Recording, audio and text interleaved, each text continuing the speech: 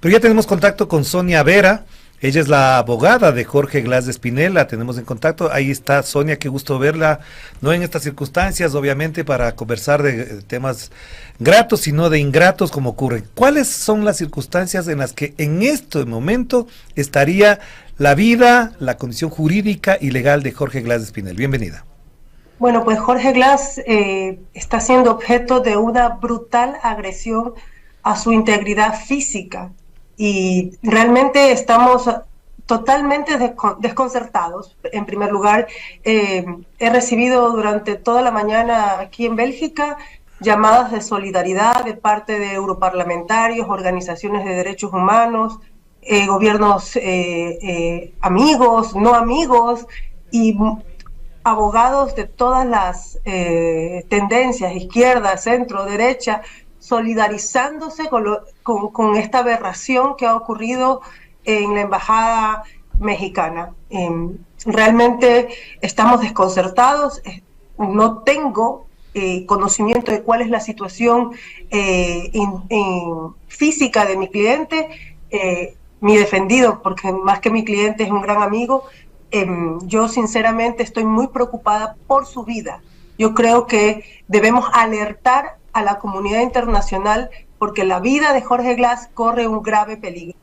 Sonia, solamente un detalle ahí importante, Sonia, porque desde una cuenta de una organización de defensa de los derechos humanos nos informaron que alguien pudo ingresar a la unidad de fragancia y Jorge Glas habría recibido golpes, según los policías, al momento de resistirse a la detención y que incluso le habían impedido movilizarse, caminar normalmente. ¿Usted tiene información al respecto? Es la misma información que tengo yo. Realmente estoy alarmada. He tratado de tranquilizar a la familia porque el hijo mayor de Jorge Glas me acaba de llamar, está sumamente preocupado. Él teme que asesinen a su padre, igualmente su hermano. Y realmente es una situación muy dura. Esto no tiene precedentes a nivel global. Y esto es lo que pasa cuando se tiene a personas que son descalificadas para tener el cargo público que están ostentando, ¿no? Por un lado, esto simplemente corrobora que lo que hemos venido denunciando hace más de 6 años es real. La brutal persecución política de la cual Jorge Glas ha sido objeto todos estos años. Actualmente estamos trabajando en solicitar medidas provisionales a la Corte Interamericana.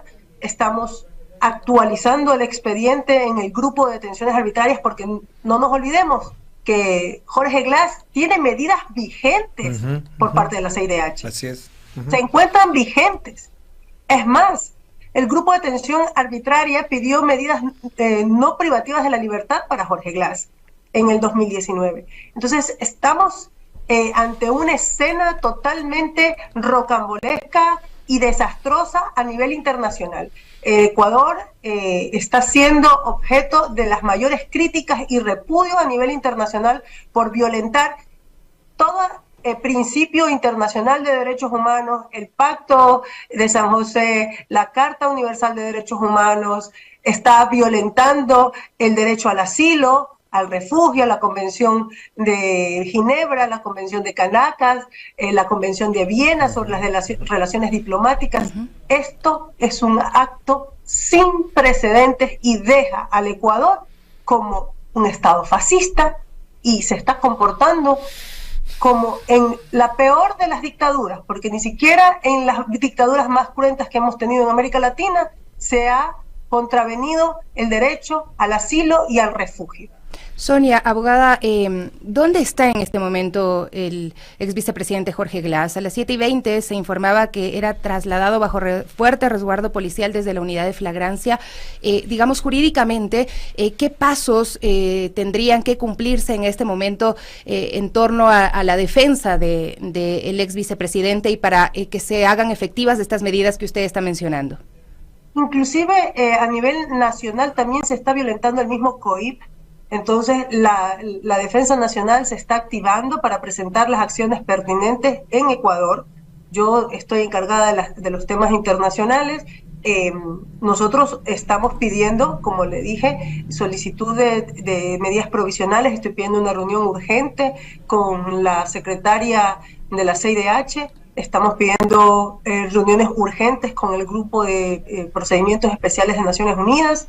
Y también la próxima semana tengo comparecencias en el Europarlamento, porque esto está demostrando categóricamente la vulneración reiterada y sistemática de los derechos humanos en el Ecuador. Entonces, este tema el presidente Noboa no sabe en lo que se está metiendo. Realmente nadie de su equipo fue capaz de decirles las connotaciones internacionales que va a tener todo este accionar totalmente desproporcionado y violatorio a los derechos humanos. Entonces, mis compañeros a nivel nacional están trazando una estrategia. Tenemos reunión más tarde, así que voy a poder reunirme con él para poder coordinarnos acciones. Sabemos que Jorge está en manos de la policía, presuntamente estaba en la unidad de fragancia. Sabemos que hay personas que están afuera de la unidad de fragancia, pero no tenemos ninguna información oficial que nos permita constatar cuál es la situación en la que se encuentra Jorge Glass en este momento. Me acaban de informar de un empleado del aeropuerto de Quito, que por supuesto reservo su nombre, que el ex vicepresidente Jorge Glass está en el aeropuerto ya, y que lo trasladarían a la ciudad de Guayaquil. Hay otros comentarios que lo van a llevar a La Roca, etcétera, etcétera, pero concretamente ya está en el aeropuerto de Quito, lo llevarían a la ciudad de Guayaquil. La pregunta de rigor en este caso, Sonia, tiene que ver con qué delito está siendo perseguido para Jorge Glass, y si tiene alguna boleta de captura, cuál y de qué caso estamos hablando. A ver, les cuento, es que es un entramado tan nefasto.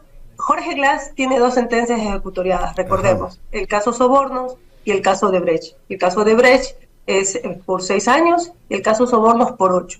Entonces, lo que compete de conformidad al Código Integral Penal es que se unifican las penas. O sea, la mayor absorbe a la inferior, y en base a eso, cuando cumples el 40% de la pena, ya tienes derecho a beneficios penitenciarios. Que efectivamente eso fue lo que ocurrió. Un juez nacional, a través de una medida cautelar, otorgó que esperara en libertad Jorge Glass, mientras la jueza, que tenía que llamarlo a una audiencia para otorgarle la prelibertad, lo hacía. Entonces, como él ya había cumplido con todos los requisitos, entonces él ya podría estar en uso del beneficio penitenciario. Y básicamente lo que le dijo fue: usted, en noviembre del 2022, usted, que ya ha cumplido con todos los requisitos, por favor, espere en libertad su audiencia. ¿Ya? ¿Y qué pasó? Que cuando vino esta historia del juicio político en contra de la fiscal, pues automáticamente la jueza que tenía que resolver sobre los beneficios penitenciarios de Jorge convoca la audiencia, y todos los informes que hicieron las áreas determinadas para poder que Jorge pudiera acogerse a este beneficio, pues dijeron que él incumplía. Entonces sobre 10 se sacó 2.8 en la calificación. ¿Por qué? Porque Jorge Glass no hacía ejercicio en el parque, en el patio con los demás presos, cuando tenía más de 70 amenazas de muerte. ¿Por qué no podía salir Jorge Glass? Porque Jorge Glass supuestamente no había hecho trabajos que garanticen su inserción social, ¿no? Entonces, ¿qué pasó? Jorge Glass, en su periodo en cautiverio, realizó 2 maestrías, e inclusive estaba haciendo un PhD. Y esto, que había sido inclusive registrado en la CENACYT, porque usted se mete en la CENACYT y usted encuentra las maestrías de Jorge Glass, no había sido registrado por la SNAI. Ya.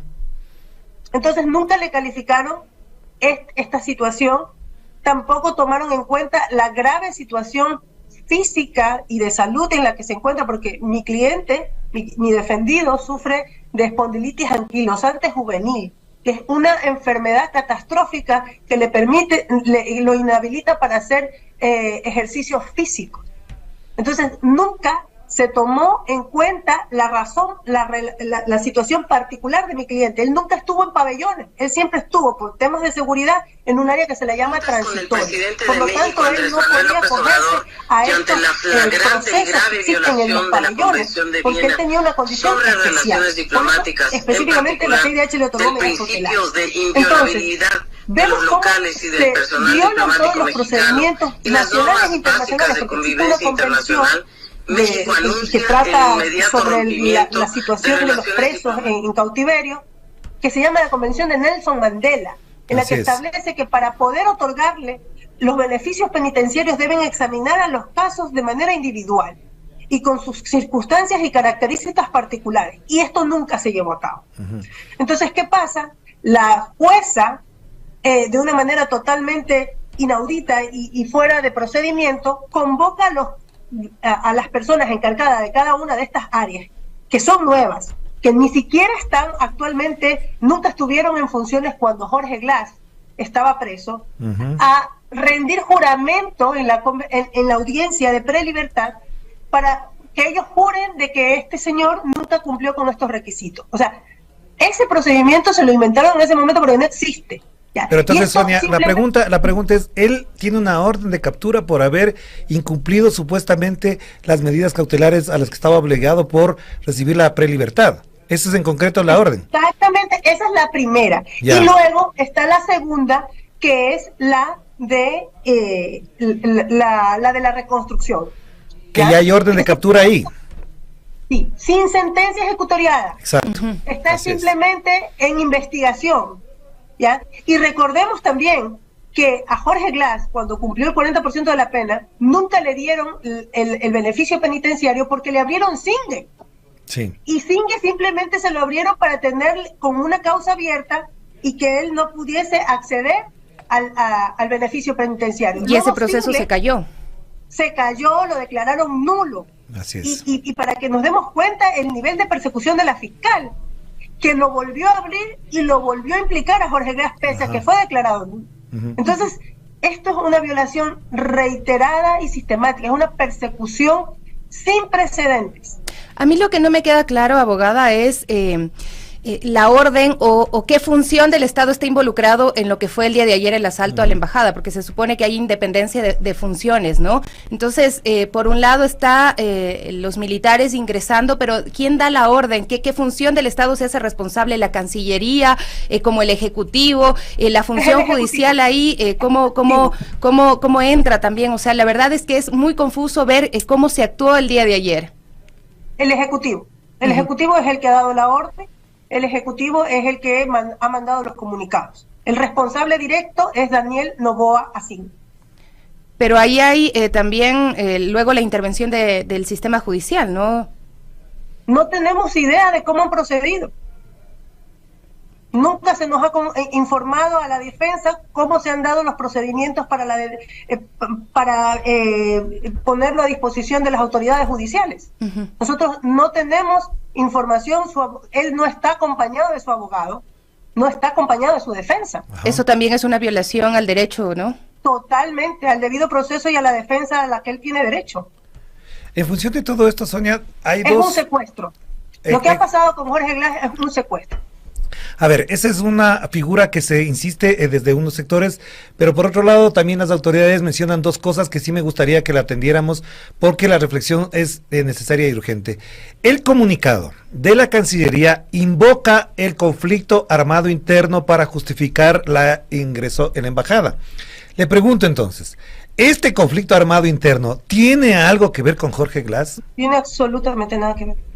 Si no es así, si no tiene nada que ver, entonces ¿cómo se justificaría legalmente, desde el punto de vista legal, una detención de esta naturaleza y hasta dónde esto puede significar más adelante que se revierta contra el Estado ecuatoriano medidas de esta naturaleza? No hay ninguna justificación jurídica posible. ¿Ya? Lo que se ha cometido aquí es una barbarie. ¿Ya? No hay precedente global que justifique esto. Inclusive, en el caso de Julian Assange, convencieron a Moreno para que los dejara entrar a la embajada. nunca, ni siquiera siendo el Reino Unido una potencia como la es a nivel global, se atrevió a ingresar a la embajada ecuatoriana. Claro, claro. Y teniendo el apoyo de Estados Unidos. ¿Ya? Entonces, lo que acaba de ocurrir en el Ecuador es un acto sin precedente alguno. Eso en primer orden. En segundo orden, nada justifica que se viole un tratado debidamente ratificado por el Estado ecuatoriano como es el Tratado de Viena. ¿Ya? Entonces, esto es una violación flagrante al derecho internacional. México va a presentar una denuncia a la Corte Internacional. Entonces, debemos estar atentos a la demanda que vamos a tener y al repudio internacional como país. En primer lugar. Y en segundo lugar, es muy importante que se sepa que la vida de Jorge Glass corre un grave riesgo. No nos olvidemos de lo que ocurrió con los presuntos asesinos materiales de Villavicencio. No nos olvidemos que murieron en manos del Estado, que murieron bajo la obligación de proteger su vida y resguardar su integridad en cárceles ecuatorianas. Pero Sonia, una pregunta que siempre... a nosotros que eso no pase con Jorge Glass. Ya, yo le planteo una pregunta desde el punto de vista legal. En estas circunstancias, como están dadas las cosas, en el marco de lo que estamos hablando, ¿cabe habeas corpus? ¿Cabe un amparo constitucional? ¿Qué es lo que cabe? Un habeas corpus, obviamente cabe un habeas corpus, obviamente, y eso es lo que estamos trabajando con la Defensa Nacional y tenemos que reunirnos para ver cuál es la línea estratégica para poder trabajar. Hemos estado desfasados, porque cuando sucedieron estos hechos, yo estaba esperando hablar con Jorge, y Jorge justamente me dijo, Sonia, estoy en mis clases de alemán. Y esto eran las 2 de la mañana, aquí en Bélgica. Entonces yo me acosté, yo dije, bueno, si está estudiando alemán en sus clases online, está bien. Cuando me levanto, es que me entero de todo esto, y todo el equipo jurídico en Ecuador estaba durmiendo. Claro. Porque cuando yo me levanto, mis compañeros en Ecuador estaban durmiendo. Entonces, en estas horas son las que recién ahora vamos a poder conversar y vamos a poder trazar una estrategia para ver cómo nos vamos a manejar. En primer orden, a nivel internacional, es lo que les he dicho. Ya. Se va a pedir medidas provisionales, se va a actualizar al grupo de detenciones arbitrarias para que se pronuncie inmediatamente, y vamos a trabajar a nivel internacional con el Europarlamento y con todos los países que están expresando su repudio ante esta inaudita acción del parte del gobierno ecuatoriano. Muchísimas gracias. Muchas gracias, Sonia. Sí, hace unos días nada más, recuerdo otro caso que no tiene nada que ver, pero le solicitaban al Estado ecuatoriano que dé garantías para poder repatriar a una persona que está procesada por el delito de femicidio. Así es. No se lo permitieron porque el Ecuador no tiene garantías de que cuando alguien ingresa a la cárcel vayan a poder mantenerlo con vida. Claro, claro que sí. Esto también, para abonar al tema, al diálogo, a la discusión, lo que pasa en el sistema carcelario de nuestro país es también gravísimo, y se está buscando exponer también la vida de una persona, ¿no? Que, como ya nos explica la abogada, tiene además estas garantías que se han dado a nivel internacional. Muchísimas gracias, Sonia.